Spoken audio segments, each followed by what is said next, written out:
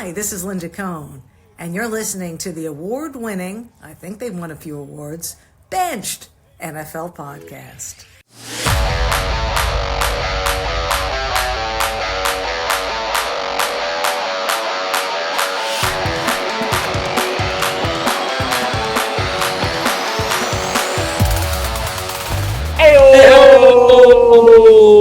What's up, everyone? Welcome to the Bench Podcast. My name is Joey, and today we have a little different, little style for you.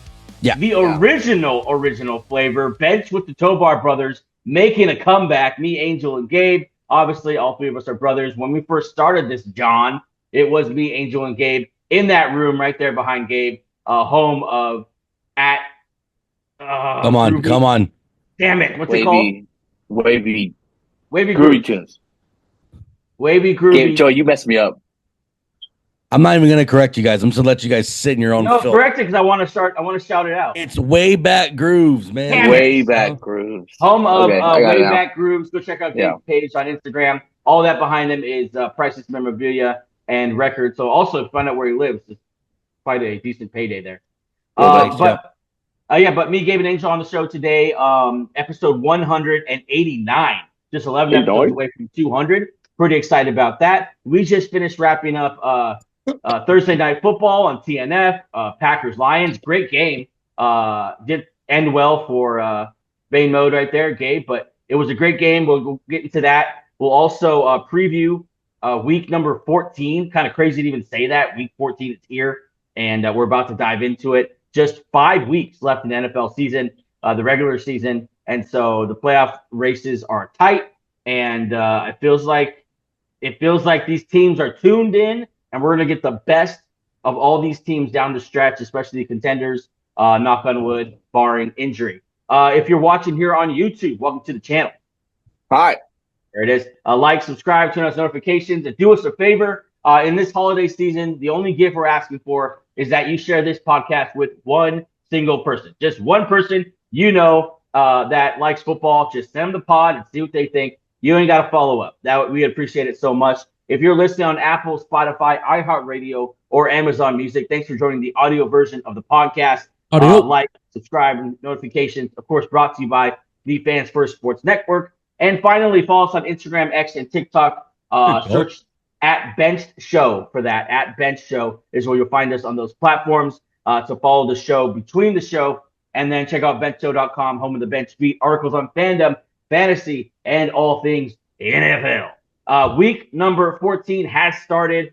Packers-Lions. We will get into that in a second. But before we do that, fellas, I had something that I think I'm gonna start doing on the show because I'm constantly scrolling Twitter, right? Especially when you're doing your business or whatever, waiting at a red light, or even while you're driving. Honestly, sometimes don't do that. Don't do that. But I'm going to start sharing with you a did you know kind of the did you know? Oh, that's very nice. Good enough for the Christmas season. Sorry. But yeah, kind of the most surprising thing I saw on Twitter. I shared this with you guys earlier, so usually I won't share with you guys. But did you know that since week 7, the Arizona Cardinals are second in points per game, second in yards per play, first in yards per game, and first in sacks? That is defensive stats. Second in points per game and yards per play, and first in yards per game and sacks. Question for you guys. Is that enough to sway you guys to commit to the Cardinals as the favorites in this division to pull it out? No, it's not. It's still Kyler Murray, right? No, I'm just kidding. No, that division, I don't trust any of those teams. I'm sure these stats are great. I'm sure you'll find the stats. Okay, well, I don't know if you know this or not, but someone's going to win a division. That's how it works in the NFL. Yeah. If someone wins, you can't just not like any of them. Can I finish? You mind?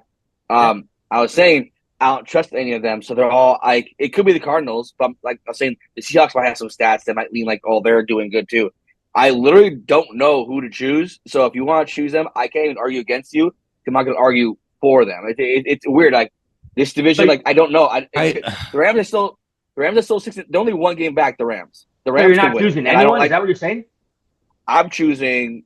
I want the Rams, but I lost faith. Now I'm just whoever makes it out. I don't trust the Cardinals though. I don't trust you. It's weird. I don't like He any stay of these. balanced on that fence, ain't you? Yeah, that's what the people are tuning in for. Yeah. I don't know. We'll wait and see. Gabe, who are you picking? I got the Cardinals, man, and it's stats like that too. I mean, you saw in tonight's game, it's going to come down to the very last snap, the very last week, and it's stats like that that are going to probably be able to close it out for the Cardinals. Whether you have faith in Kyler Murray or not, the stats aren't going to lie. The division's already weak to start with, and if they could continue that trend going all the way to the final week of the NFL, it should at least equal a division champs. Yeah, I think the Cardinals are my pick too, and I think because of the parity we've seen so far, I don't know if there's anything that the Rams do in an elite fashion. The same with the Seahawks. I'm not sure they do anything in an elite way. Definitely not the who's the other team I'm missing? The Niners. They're probably in the bottom basement of this division now. The Cardinals, to know that they do something like they have something elite about them. They have an elite unit defensively, and Kyler Murray, Marvin Harrison, the best tight end in the league, Trey McBride, and James Conner, the ageless wonder. To me, yeah, I think that's going to be enough to pull it out. And honestly, what we thought might be the strongest division might be just a super weak division. There might just be a bunch of teams that really just aren't that good. But anyways, I saw that on Twitter. I thought it was interesting. And maybe we'll keep that up. Maybe we won't. Last thing here before we jump into the news, I have the season odds from FanDuel.com for all of the awards so far going to week 14. Not going to spend a ton of time on this because obviously week 14 is like there's a lot of football left to play. But I just want to update us because I feel like we're constantly referencing these awards. Right now, the favorite to win the MVP as of this week, because it was different last week, is Josh Allen at minus 250. He's taking the lead. It goes Josh Allen, Saquon Barkley, and then Lamar Jackson, kind of a little bit of space now between Saquon and Lamar. So it looks like it's coming down to Saquon and Josh Allen. But like I said, 5 weeks to go. A lot can happen. I don't know. What do you guys – do you think Josh Allen's going to win the MVP? Well, I think he has a really big opportunity coming up next week. He got a game against the Lions, so it could be late in that. It could be late in the season where, again, we talk about it always being like a narrative award. You get a late season win against the team that you could possibly face a month and a half from that point. If you get a big win over them in the middle of the season, I'm not sure if it's in Detroit or not. But I'm saying if you get an end season win against a big team like that, that could be something that could win you the season MVP. Not you guys know what I'm saying. Angel, is Josh Allen your guy? Yeah, I get it. It really is narrative though, because Derrick Henry is only 80 something yards behind Saquon, but his record isn't as great. So his best player on the best team, but Josh Allen, I think I'm not sure if this is kind of when Leo won the Oscar for Best Actor for what's that one movie he did? The one where he got attacked by the bear. The Revenant. It wasn't the best actor. It wasn't a great performance, but they had to give it to him one time. This is the Josh Allen here. That was a great movie and a great performance. You're out of your mind. Okay. Either way, I'm saying Lamar Jackson. Henry 17th in the odds. Yeah, that's weird. He's about to run for 2,000 yards too. But I would give it to Lamar again because his stats are incredible. But I won't argue with Josh Allen. He deserves one. He's a great player. It just sucks he has to play in the Mahomes era, so Mahomes takes all the glory and Lamar takes all the MVPs. So give him one. Speaking of that, where is Mahomes on that list? Just out of curiosity. Mahomes he's on there for sure. Is fifth on the list. Unbelievable. That's crazy. Ahead of Jordan Love and behind Jared Goff. I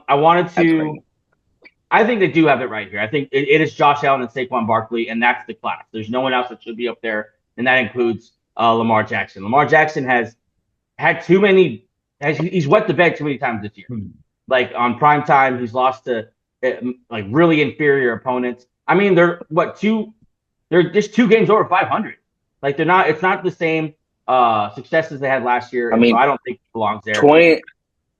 29 touchdowns, 3 picks. That's why I think his stats are incredible. This is like when Aaron Rodgers used to go off for these kind of numbers, but he's not Aaron Rodgers.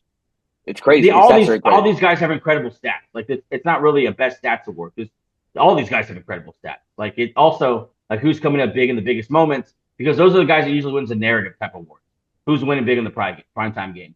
I think anyway. But we'll see a lot of season left to play. I do kind of move through these quickly, so let's kind of keep moving here. As far as we'll skip offensive player of the year. Let's go to rookie of the year right now. And there's a bunch of bull. Jaden Daniels is still the leader by a pretty good amount. Minus 270. Bo Nix behind him at minus 230. And there's really no one close, even though I do think Brock Bowers should be right there with those three guys. I actually would have it Bo Nix, Brock Bowers, Jaden Daniels myself. Give me your top three rookie of the year so far, and kind of quick. Bo Nix. Oh, go ahead. Bo Nix, Jaden, and Bowers. But Bowers, I don't think the tight end will ever win it. But I would, if he were to win it, like I get it. But we've had back-to-back years of crazy tight ends, so maybe it's becoming like almost like white noise. Right, like rookie tight ends becoming great. Yeah, I'm definitely with Angel on this one. I don't think a tight end will ever be in that, but I would say probably Bo Nix should be one. Daniel's always going to be one because he kind of stole our hearts first. He's the one that kind of got the show started for this young class. But Nick's actually the guy right now where it's like, okay, he's actually putting the work in. And instead of him starting off great and starting to fade away, not saying Jane Downs is doing exactly that, but Nick's is actually the one right now that's like everyone's rooting for. He should be the one that should be there, but he probably won't win it, to be honest with you. It's probably going to be, the other guy. All right, Defensive Player of the Year award right now, the overwhelming favorite is TJ Watt, minus 250. The next closest to him is Xavier McKinney. Shout out to Gabe, the Green Bay Packers, Xavier McKinney. Did he get an interception tonight? No, he didn't.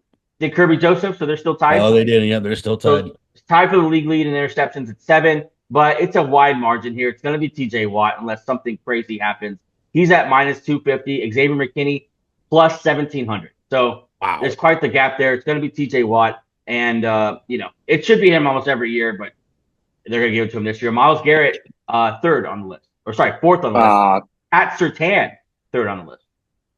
Patty P, PS2 finally gains record. He won't win it, but Defensive Rookie of the Year. This is a 2-horse race, and no one else is close. Jared Verse and Quinyon Mitchell, very close. Jared Verse minus 150, Quinyon Mitchell plus 125. So they're both right there. They're both so good at what they do, man. They're both so good, and it just highlights like how wrong I think a lot of these teams were in not taking a defensive player until pick 15 or whatever it was. There's some really good defensive players. The Eagles and the Rams both have 2 rookies on this list in the top 5. Eagles have Quinyon Mitchell, Cooper DeJean, and Rams have Verse, and then Brandon Fisk has also been very, very good. Sandwich in the middle there is Miami's Chop Robinson, and that would be a bunch of bull if he won, because that's literally the first time I've read his name all year. Let's keep it moving here. The NFL Comeback Player of the Year award, with a wide margin lead here, is quarterback Cincinnati Bengals Joe Burrow, which I'm cool with. Right? We go all good with that? It's just so weird that he's going to win it, but their team is not winning games. It's so weird. I mean, I get it, but it's just wild. Comeback Player of the Year, I'll give it to Burrow. Where's Russ on this list? Russell Wilson. He's not on the top 6. Russ is 7th. I'll do the top 7 now. Then I'll do so Joe Burrow, Kyler Murray in second. Tied for second actually is Kyler Murray and Kirk Cousins. Right behind them is Anthony Cousins. Richardson. Okay. Right behind them is Anthony Richardson, and he's tied with someone else. I don't know how this is happening. I don't know who boasts this freaking award. Tied with Anthony Richardson is Damar Hamlin. Damar Hamlin. Yeah. What are we doing? What's happening? Why is Damar Hamlin voted more than Russell Wilson? Is ahead of Russell Wilson, Justin Herbert, Nick Chubb. Damar Hamlin is ahead of Nick Chubb. I was just thinking, imagine if he were to win, and it's like you just name something that he did this year. You could literally say nothing. Like there's nothing you can name. Yeah, if he didn't play this year, he got a couple picks. Yeah, I think I got a couple picks this year, but not enough to win this. Yeah, but not enough to be like a star of the NFL.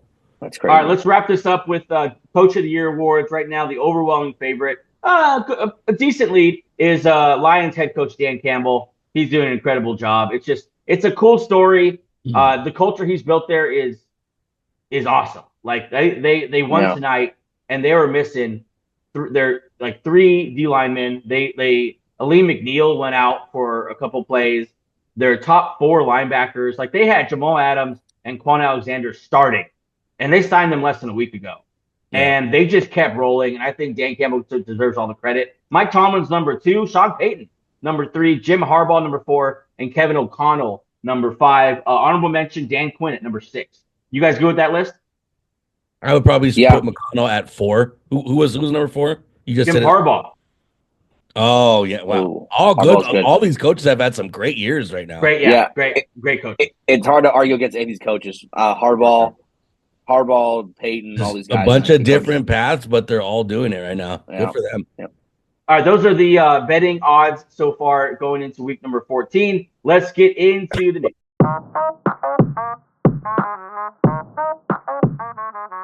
All right, the news is brought to you by HUEGA House Hats. Use our code BENCHED, BENCHD, for 15. That's 15% off. They are a great idea if you're looking to buy the dude in your life a gift, and he's a hat guy.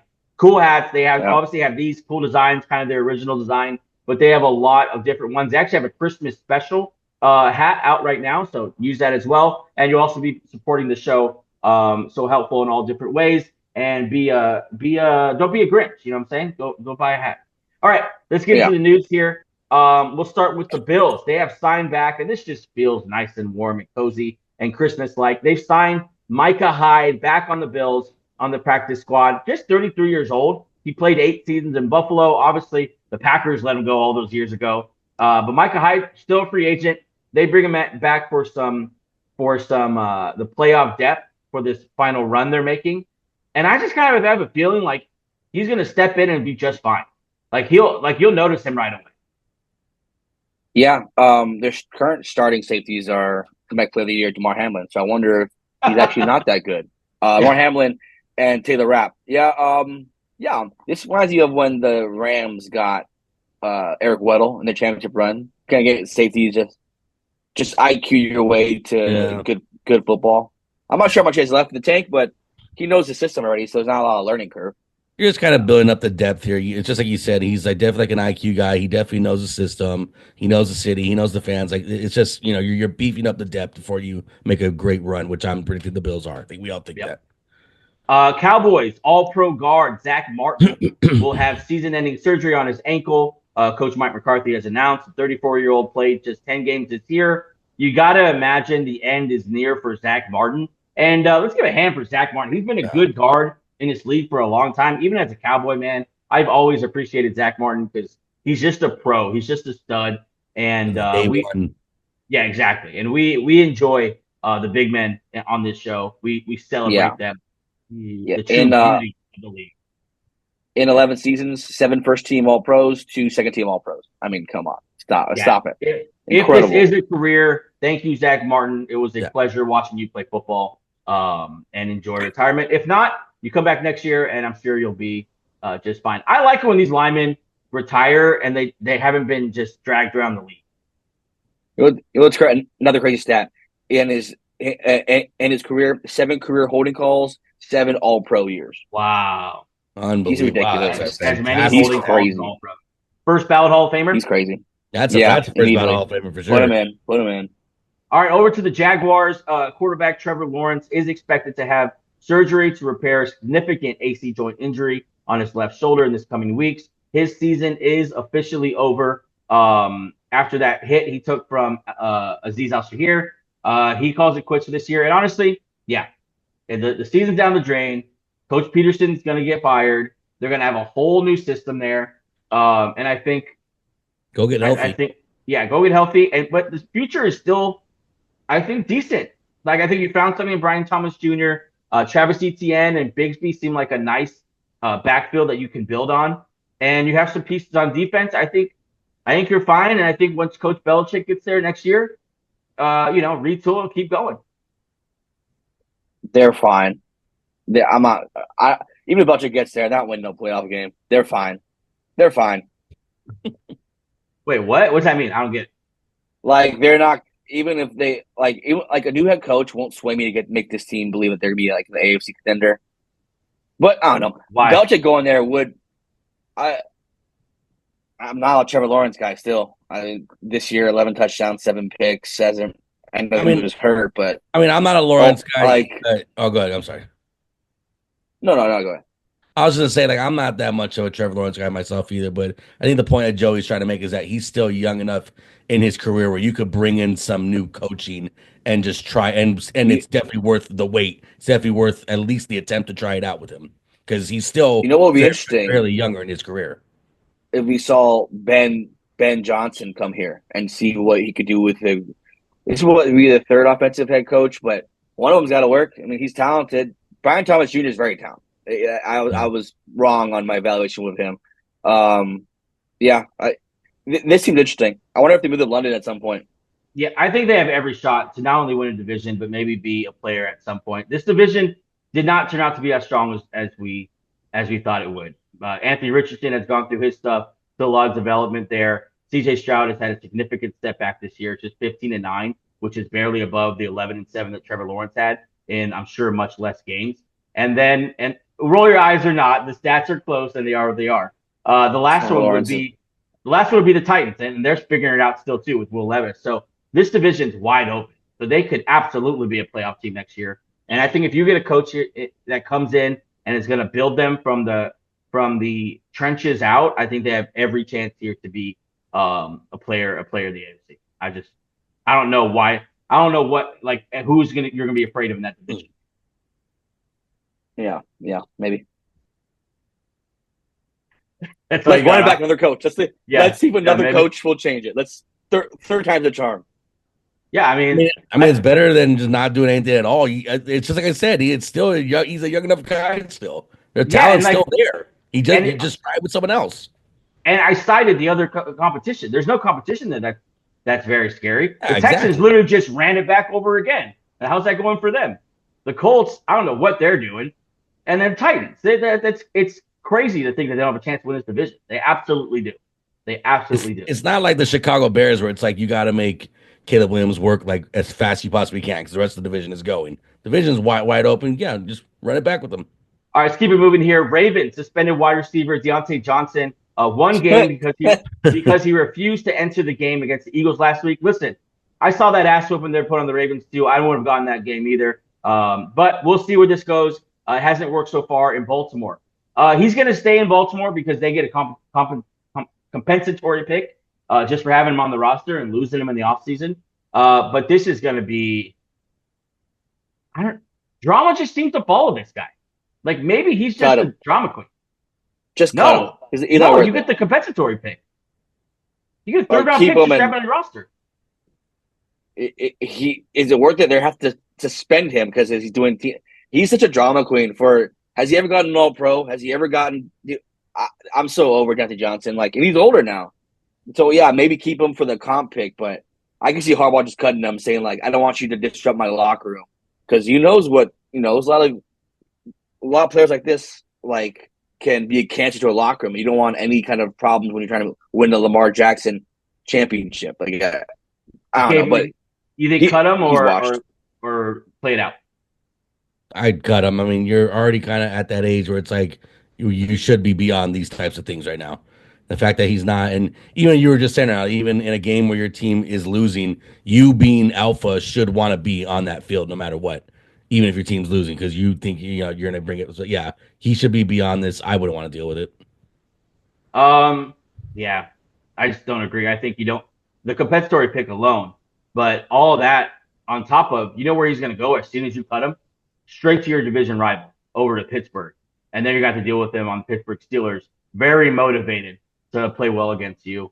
I think you write it out, and I think they have a strong enough culture where they'll be able to kind of keep his drama at bay. But we'll see. This is kind of an interesting story that came up tonight, even kind of right before the game or during the game.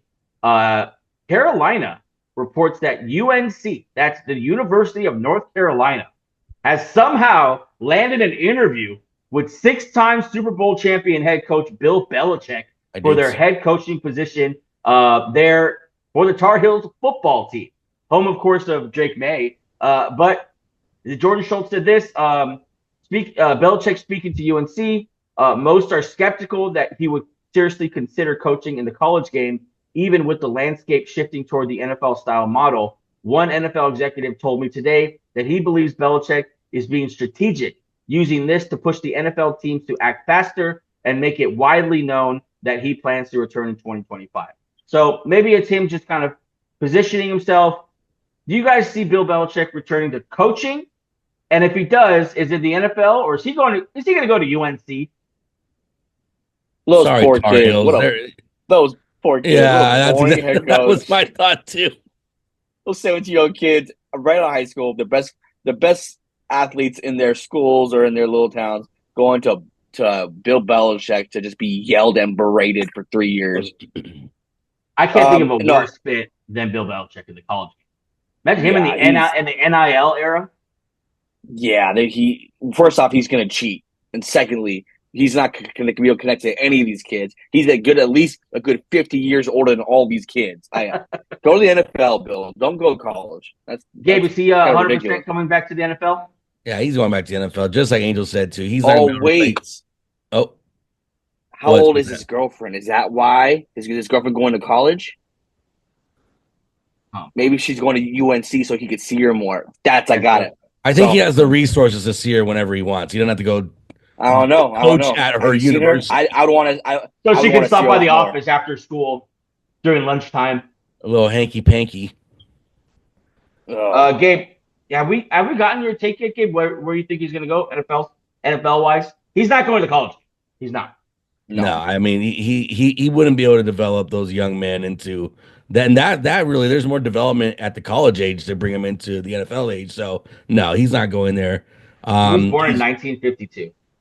Good God. The second world. Let me see the starting roster for the UNC. His girlfriend Jordan Hudson is 24 years old, so she's out of college. She's 24 years old, 48 years younger than Bill Belichick. Jeez. Wow. That's wild. That's really bad. You go, Bill. Yeah. I mean, I don't know if you can stay to that. Yeah, don't. I feel like we covered that nicely. Let's take a quick break. When we get back, we're going to preview every single game except, of course, the Thursday night football game because that's done. Of Week 14, it's a good slate. Going to get into it next. Be right back. Hey, it's Chuck Liddell. You're listening to The Bench Project. Hey, it's Chuck Liddell. You're listening to The Bench Project. Project. Why don't I call it that? Hey, it's Chuck Liddell. You're listening to The Bench NFL Project. Project. What the fuck? Chuck Liddell. You're listening to The Bench NFL Project. Project. Hey, Chuck Liddell. You're listening to The Bench Podcast.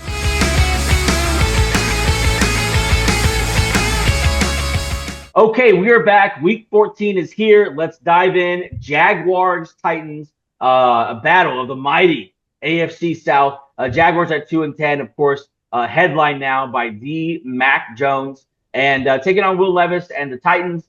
This obviously is two teams that aren't going to go anywhere this year, but two teams that I think have to figure out a lot on their respective rosters before they head into 2025. And so I think you're going to get two teams playing pretty hard, trying to prove something to their either coaches or wherever team they're going to play for next year. Jaguars, Titans, who you guys got? I'll take. Okay. Go ahead, Gabe. Well, I was just say they're both playing for a lot. I'm going to take the guy that's playing for, I think, the most, and that's going to be Will Levis here. I got Titans. Yeah, I got Titans just because they're the home team, and for all that, I might not be a big Will Levis guy. This is still his team, so I'll take Will Levis at home with that Titans defense shutting down Mac Jones and that offense. The over-under is set at 40, and ESPN predicts that the Titans have a 60% chance to win. So we'll see. If you want to see this game, I'm seeing here that tickets are going for as low as $9. $9. Shame on you. You buy a seat. You have the seat next to you and the seat next to you on the other side have this kind of thing. You can't even get half a beer for $9 at SoFi. Yeah. Yeah. Keep moving here. What a game. The New York Jets taking on the Miami Dolphins. This game is in Miami. Dolphins, of course, still technically alive in the AFC playoff picture. They have everything to play for. The Jets just seem like they're about one game away from just mailing this piece in and starting to plan for next year. The over-under is at 44. I believe Miami is favored -5.5. I am picking Miami. Angel, who do you have? I'll pick Miami against the self-proclaimed enigma Aaron Rodgers. Miami still fighting for positioning playoff-wise, even though I'm pretty sure they're not going to make it. Jets, I'm not picking them for any games for this season. I don't care who they're playing. I'm not picking them. I'm out. Not doing it. Gabe. Miami, next one. Yeah. All right. Easy. Moving here. This was not- Falcons, Vikings. Falcons, Vikings in an important game in the NFC. 6-6 Falcons away in Minnesota. They sit at 10-2. An important game after what happened tonight with the Packers and the Lions. Minnesota favored by 5.5. Gabe, who do you have? I'm gonna go with the Falcons here. I think the Falcons can pull away with this little Kirk Cousins revenge game here. And Kirk Cousins back in Minnesota. Yep. And he has to rebound from that terrible performance. What a way to start it off right here. Who you got, Ace? I want to go with Gabe's revenge story, Kirko. But I don't see. No, screw it. I'm going Kirko. There you go. He always does this. When you don't think he's gonna win, he wins. So Kirko away in a close game. I'm going Vikings, and I think we start to hear rumors of a Kirk Cousins benching after what the Vikings do to that offensive line and due to this Falcons offense. I think Vikings, and it's all Brian Flores' fault. Saints and Giants. Let's go real quick. I got the Saints. Saints. I don't talk about this game. Saints as well for me. Saints. Yeah. Honestly, there's literally nothing to say. I mean, I don't know. I don't even know what you're looking at. DeVito versus Derek Carr. Yeah. There's nothing really to highlight where that's going to convince you one or the other. So I just hope the Giants, young studs, neighbors, and those guys, they stay healthy the rest of the year, and we'll leave it at that. Panthers 3-9, kind of a rejuvenated Bryce Young taking on my Philadelphia Eagles. Kind of a rejuvenated Eagles team. Eagles favored by 2 touchdowns. And so a classic trap game. I think the Eagles take care of business. I don't think it's close, but these trap games always concern me. Angel, who you got? I was gonna say trap game, but I don't have the confidence to do it. I'll think Philly, but I think it's gonna be close in the first half, and then the Eagles will pull away second half.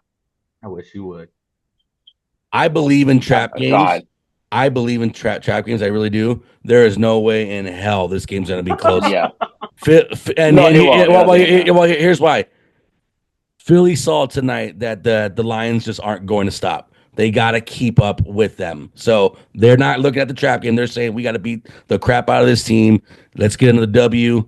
Keep up with them. They're playing against the Bills next week. This could be our moment. No way they're going to drop this one. And it's not just because the Panthers are that bad. It's because Philly knows their window is starting to close us a little bit more for that number 1 seed. Yeah, I agree. Steelers hosting the Browns. This is going to be a great game because the AFC North, they always play each other well. Steelers favored by just under a touchdown, 6.5 points.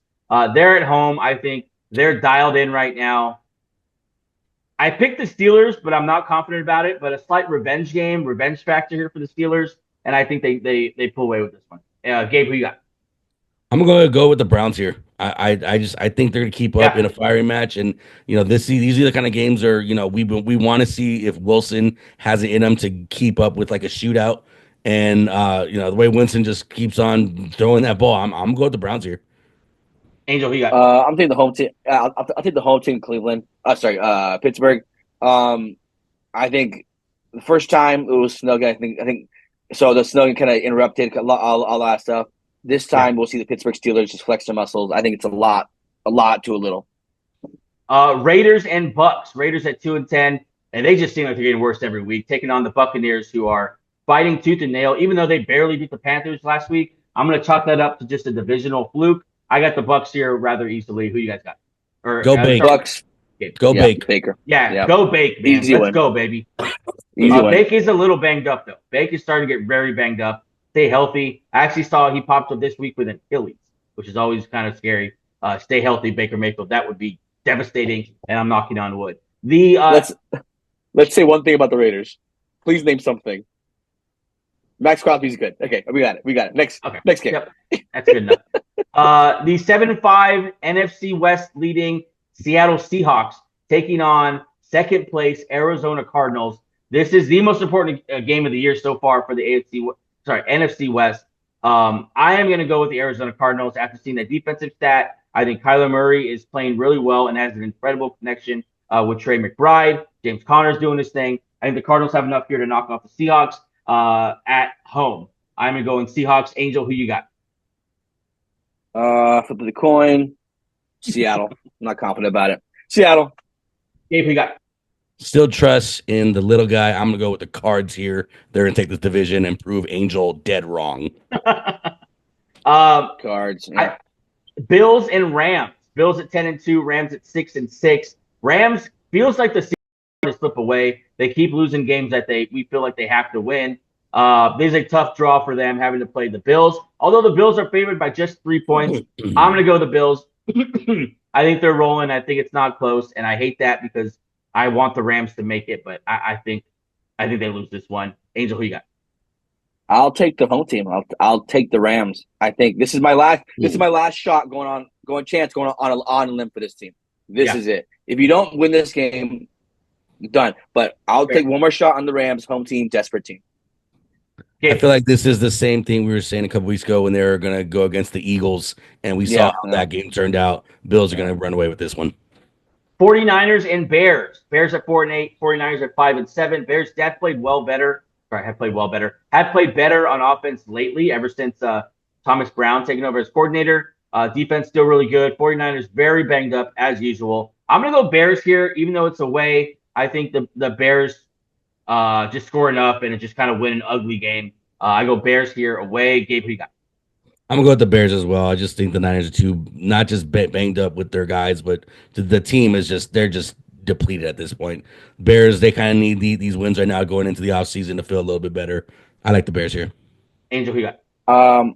I'll take the Niners, the home team. Both these teams are a mess, but at this point, I'll take Purdy over Caleb Williams. I'll just take the better quarterback in this game. Wow. Quick yes or no. If the Niners win, is it nails in the coffin? It's already nails in the coffin. If the Niners lose, I mean. Yeah, it's nails. Yes. Done. Absolutely. Yeah. All right, Chargers. In game of the week here, Sunday Night Football, Chargers and Chiefs. Fantastic game. 8-4 versus 11-1. I'm just going to start the party here and say I'm going with the Chargers. I think they win this. And I think we might be exposed, or the Chiefs might be exposed here down the stretch with some tough matchups. I'll leave it at that, but I go Chargers here. Gabe, who you got? I'm gonna go with the defensive side of the ball here. I think the Chargers can pull away with this one. Can they do enough, even though they just lost their running back? Can they keep up with the Mahomes if he does get hot at the end of the game? I think they can. I think the defense does just enough where they can sneak away with a win here. Angel, who you got? I'm taking the Chiefs. I need to see what the Chargers team looks like when they need to run the ball. And now Gus Bus and Vidal are the only guys there. I got to see it to pick them against the Kansas City Chiefs. I'll take the Chiefs here. Close game though. Good game. All right, Monday Night Football brings us a game that I get preseason seemed like a good way to spend a Monday night on a chilly December evening. But Bengals and Cowboys, it's just to be fair, is not good. It's not projects to be good football. Although I think the Bengals are a much better bad team than the Cowboys are. I'm going to pick Bengals here fairly easily. I think they're rolling offensively still. They have all year long. They just obviously are really struggling defensively, but they're playing the Cowboys. And even though the Cowboys have proclaimed that they are back now, they're going to make their playoff run. I think the playoff run is going to last about 1 week, and it ends here in Jerry's world where they are 1-5. Cowboys are going to lose. Angel, who you got? I have Cincinnati in a season where Joe Burrow should be in MVP consideration, but he's not on a winning team. 30 touchdowns, 5 picks. He's been having a phenomenal year, but they're not winning for whatever reason. I don't know why. This team is offensively is incredible to watch, but actually, never mind. I know why. The defense is ass. It's terrible. Yeah. It might be bad enough to make Cooper Rush look decent tonight or Monday night. So I'm taking the Bengals in the high scoring game on the Cincinnati side. Cowboys offense, I don't know if they scored 21. I don't know. It's going to be a two different tiers of bad football. Bengals and Cowboys. Yeah, exactly. Gabe, who you got? I mean, bad football game, but I mean, you just said it right now. The Bengals are a good bad team. Okay, the Bengals can at least make some noise, can get people excited here in Jerry World with the dome. I think the way Burrow and Chase are playing this year with Higgins coming along, this is going to be. I said it already. They're going to probably put up 40+ points on this team. Your best bet. I hear the ticket prices are very low in Jerry World, so your best bet is you can probably get behind the Bengals bench and check out a star or two if you get close enough. And there's your win, Dallas Cowboy fans. You're welcome. If you want to attend Bengals Cowboys on Monday Night Football, it's only going to cost you $17. So piggy banks. Okay, let's recap real quick. Thursday Night Football. It was a really good game. It was fun to watch. Playoff atmosphere. Lions take it away, 34-31. Let's go. Let's start. Well, we start at the beginning, right? And the beginning, really, it started with the juice pregame when Matt LaFleur almost came to blows with a cheesehead. Oh, sorry, what cheesehead? With a Detroit Lions fan. And I think from that moment on, they really set the tone to how much juice these both teams were feeling going to this game. Let's start with our registered Packer owner, Gabe. Sorry the Packers lost. Sorry they lost in primetime. Sorry that you had to watch that with our beautiful baby boy, our little nephew who's a Packers fan. But it is what it is. Takeaways from the Packers loss to Lions. I mean, there was a lot of takeaways for this game. I thought Love looked great as another, I think, 4 weeks in a row now with no picks. Right. Josh Jacobs is a dog. I think we can now go into the next year saying, yeah, this is someone that we could definitely rely on. Jaden Reed not being involved in the biggest game of the year is just gonna stay with me until next year. Yeah.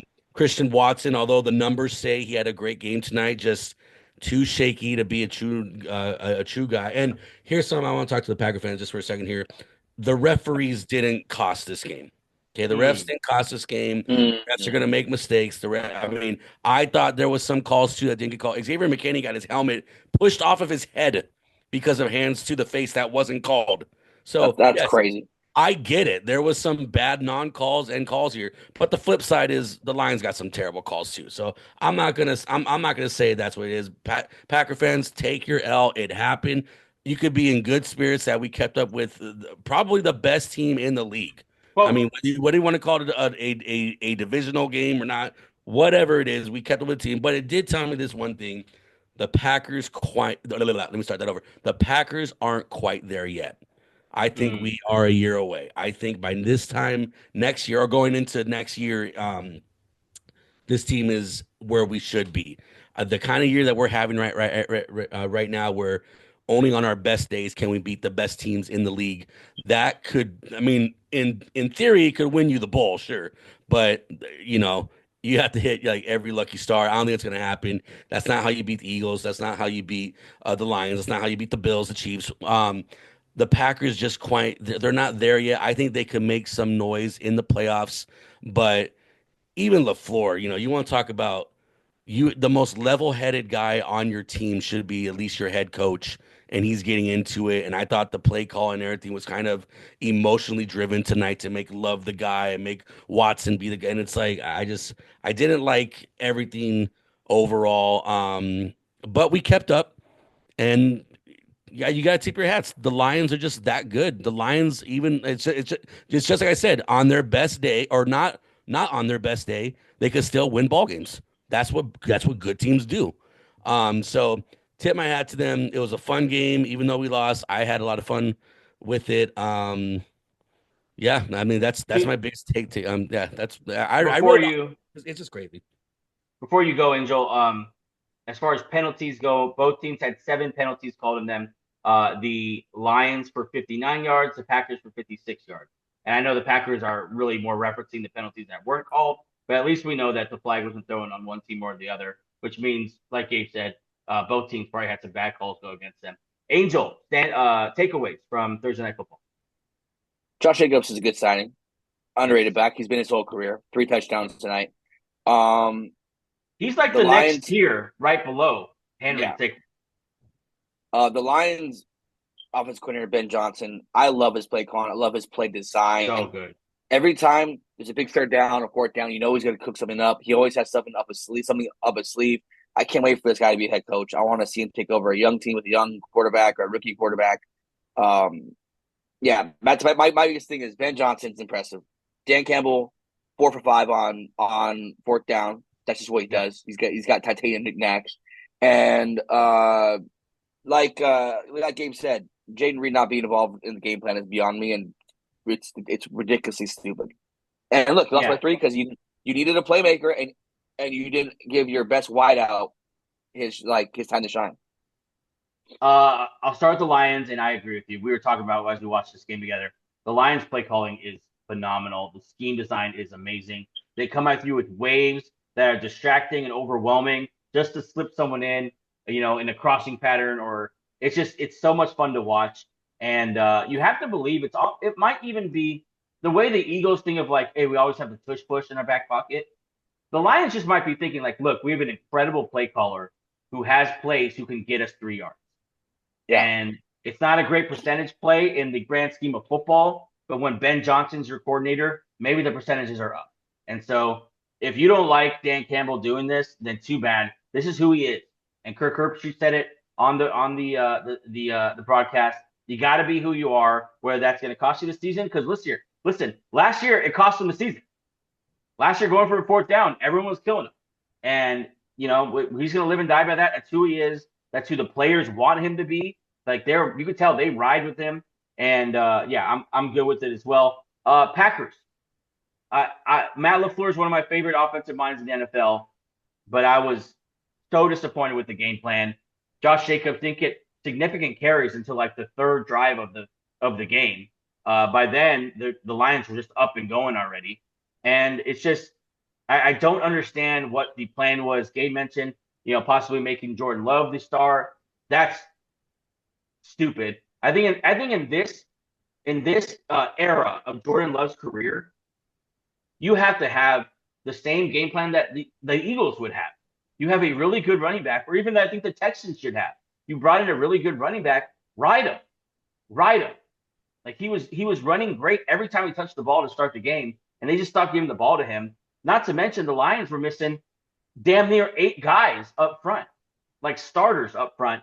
And I didn't get that part of it. The Jaden Reed part was already mentioned. 1 target in a game against the Lions, the biggest game of the year, and you're going to give your most electric offensive player 1 touch is just, or not even 1 touch, 1 target. That's just insane to me. You give him the ball several times in the first drive. It's only Jacobs and Reed to me. But yeah, I'm really impressed with the Packers' ability to stay in this game and claw their way back into this game. I think that speaks well to them. But I just think the Lions at this stage outclass them. I think they outclass them across the board. And the Packers, like Gabe said, I don't think they're there yet. I think I'll go ahead and leave it at that. I said this amongst friends. I'll say it on the podcast. After watching this Lions team, I do think I would pick the Eagles facing them. I think the Eagles are better than them. I think the Eagles play a little less mistake-free football, or more mistake-free football. I think they're more elite in several positions, but we'll save that for when those two play each other. But they do go to 12-1, keep the inside track on the number 1 seed. As of now, the NFC is going to go through Detroit. I think that's very important for the Lions. I think it was a big win tonight. Yeah. Not quite there with you with the Eagles being the best, but the pass rush is good. But if you put them toe to toe, I'll get into it if you want. No, if you put them toe, no, I'm trying to side with you. The one area where I would put them, where I'd have trouble picking the Lions, is if you were to blitz the Eagles O-line. The Eagles line is pretty good. That's one thing. Like, okay, it will work against the Packers line. It has its spots where it's good, but it has spots where it's not good. So you're able to expose that tonight. I don't know. This Lions team is good. Offensively, they're tough. That's what a collision course we're heading towards here. The Lions' offense is just phenomenal, and the Eagles' defense is peaking. You know what I'm saying? I'm not going to argue this, but real quick, Gabe, I'm not going to argue this, but can you guys give me 1 unit on offense or defense that the Lions are better than the Eagles? Well, I mean, kind of what I was just about to say right now. The Packers going into this game had allowed 10 sacks for the whole year, which was number 1 in the NFL. So when your Angel was talking about there's spots where they're good and there's spots where they're not good, in the spot where the Lions exposed the Packers tonight was where they're the best at it, and the Lions still got the job done. So I think, I'm not quite there with you when it comes to the Eagles being better at all, because I saw a hurt team tonight. If you didn't tell me no one was hurt and I didn't know their roster, I would say that is the starting team right there. Yep. And I thought what the Lions did tonight, especially just right off the bat in Love's face, if they didn't if they weren't, sacking him, they're putting him on his butt. I thought that's exactly what a good team does. That's what the best team does. Yeah. Yeah. I mean, agree or disagree. Like I said, there isn't a single unit that the Lions, I think, are better at. That includes coaching to me on offense and offensive play calling, maybe. That's where I think they would excel. But Eagles are also one of the best offenses in the league as well. So I don't know. Yeah, I think that can only be answered on the field. I don't even want to argue it that much. That's just my belief. I was early on the Eagles, making their climb back to the top. I'm content to be early on this as well. We'll just have to see. How are we talking about the Eagles right now? I'm trying to turn it back. But you guys start talking about the Eagles. After you got it there. You guys. No. And I said, let's leave it alone. They'll play each other in the future. And you guys went back at it. So, I'm not going to leave it alone. But let's move on. No, so you're not going to say something like that and just have me not touch it. That's not what I said at all. You know what I said. So, I'm going to answer it. Let's look at the Packers going forward, Gabe. They're sitting here at 9-4. You got to imagine the division's probably out of reach, or what are you thinking?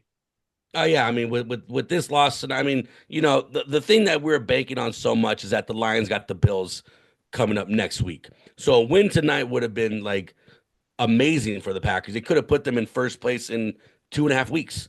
Barring everything goes right with us.